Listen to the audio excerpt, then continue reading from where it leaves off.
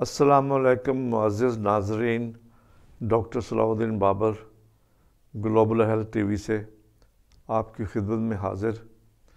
आज क्योंकि मेरा आपको मालूम होगा कि मेरा शोबा साइकियाट्री है और मैं आज इसी सिलसिले में आपसे बातचीत थोड़ी देर के लिए करूँगा कि जो नफ्सियाती ज़हनी अमराज़ होते हैं उसमें लोग ज़्यादातर ये जो जिसको जादूगर, टूने वाले, पीर फ़कीर, क्वैक्स, ये वो और बहुत से नाम देते हैं कि अल्लाह वाले उसकी तरफ भागते हैं ज़्यादातर, जिसकी वजह से उनका बहुत ज़्यादा नुकसान हो जाता है।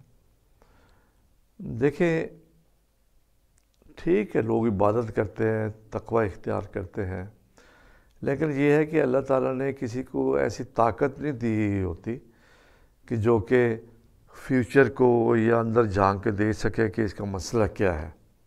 ये एक ऑब्ज़र्वेशन होती है इंसानी, जो कि तजर्बे के साथ साथ आ जाती है और तजर्बे के साथ साथ ये चीज़ें बंदा देखता है। तो मैं समझता हूँ कि ऐसी चीज़ कोई नहीं है। कुछ नफ्सियाती दिमागी अमराज ऐसे होते हैं जो कि माँ के पेट से ही बच्चा लेके आता है। कुछ ग्रोथ के वक्त जब पैदा होता है उस वक्त मसाइल पैदा हो जाते हैं।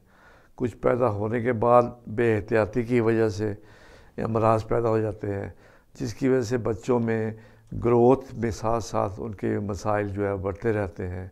उनका नॉर्मल थॉट, सोच और बिहेवियर जो है वो नॉर्मल नहीं रहता और लोग यही कहते हैं जी इसको जिन भूत हो गए हैं, इसको नज़र लग गई है, इसने फ़लाँ ने इस पर जादू कर दिया है, वो हमसे हासिल हो गया है। तो इन चीज़ों में पढ़ के वो फिर ऐसे लोगों के पास भागते हैं, बजाय मेडिकल ट्रीटमेंट उसी वक्त साइकियाट्रिक ट्रीटमेंट उसी वक्त शुरू करवाने के, वो ऐसे लोगों की तरफ भागते हैं।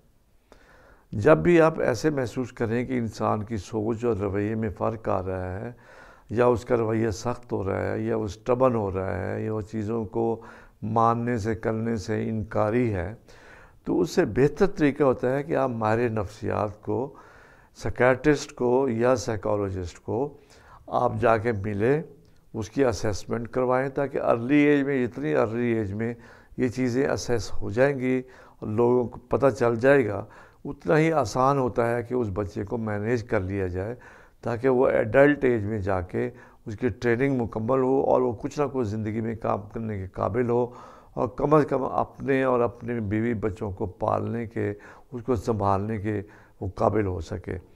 ये जो क्वैक्स, पीर फ़कीर, अल्लाह वाले पहुँचे हुए ये है, मेरा ख़्याल है कोई ऐसी चीज़ ऐसी नहीं है। हमारा एक कल्चर है, इंडियन कल्चर, जिसमें वो साधु और ये वो सब हर मज़हब में हैं। ये जो बीमारियां ऐसी हैं जो कि यहाँ पाई जाती हैं, वो बीमारियां पढ़े लिखे तबके में क्यों नहीं पाई जाती?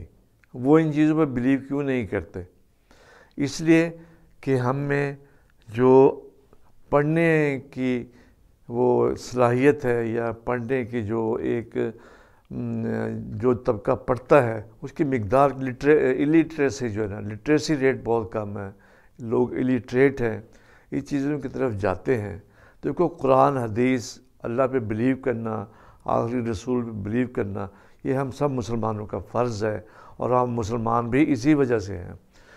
तो अगर आप कुरान, हदीस, जो सूरा, जो वज़ाइफ जो भी हैं, वो आप ख़ुद क्यों नहीं करते? किसी को क्यों कहते हैं कि या आप मेरे बच्चे के लिए ये करें, ये उसने चिला काटा हुआ है, उसने ये किया हुआ है, ये सब मैं समझता हूँ ये चीज़ें कोई ऐसी हैसियत नहीं रखती हैं।